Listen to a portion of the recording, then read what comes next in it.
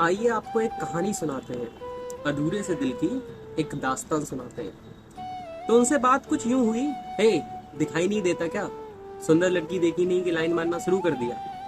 इस बात का जवाब दे पाते कि इससे पहले उनसे इश्क हो गया।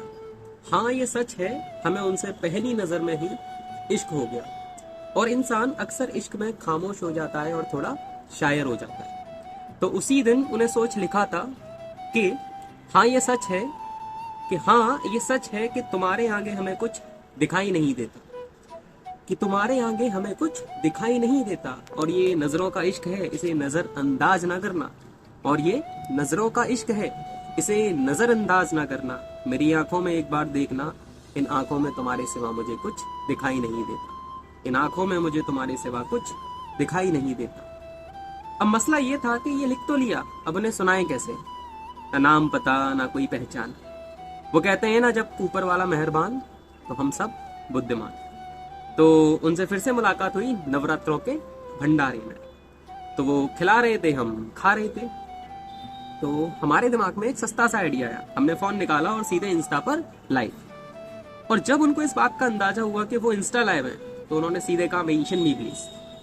इस बहाने उनकी इंस्टा आईडी हमारे पास और हमारी उनके पास। तो बातों का सिलसिला वहां से शुरू हुआ। हमने उनको मेंशन किया और उन्होंने हमें फॉलो बैक किया। अब हमने थोड़ा एटीट्यूड दिखाया और 2 मिनट बाद हमने भी उनको फॉलो कर लिया। अब सोच ही रहे थे कि बात क्या करें, इतने में उनका मैसेज आया, थैंक्स फॉर मेंशनिंग मी। अब इस बात का हमको एक ही रिप्लाई आता था। हमने कहा कि इतना तो हम कर ही सकते हैं आपके लिए।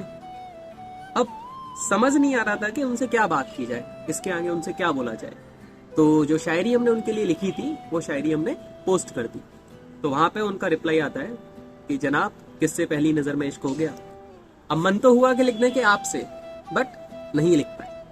तो लिखा कि सारी बातें, ये सारी मोहब्बत की बातें सबके सामने नहीं की जाती है। तो उनका पर्सनल मैसेज आया, सवाल वही कि जनाब, किससे इश्क हो गया। तो इसके लिए लिखा था कि एक रोज एक अजनबी से इस कदर टकराए हम, कि एक रोज एक अजनबी से इस कदर टकराए हम, कि दिल वहीं छोड़ आए हम, कि दिल वहीं छोड़ आए हम। और इसी तरह तमाम बातें करते करते रात के 10 से 2 कब बज गए पता नहीं चला। और उस दिन 11 बजे सोने वाला लड़का इश्क में था, ये साबित हो गया। और जब अगले रोज आंख खुली तो पता चला, अरे ये तो सपना था।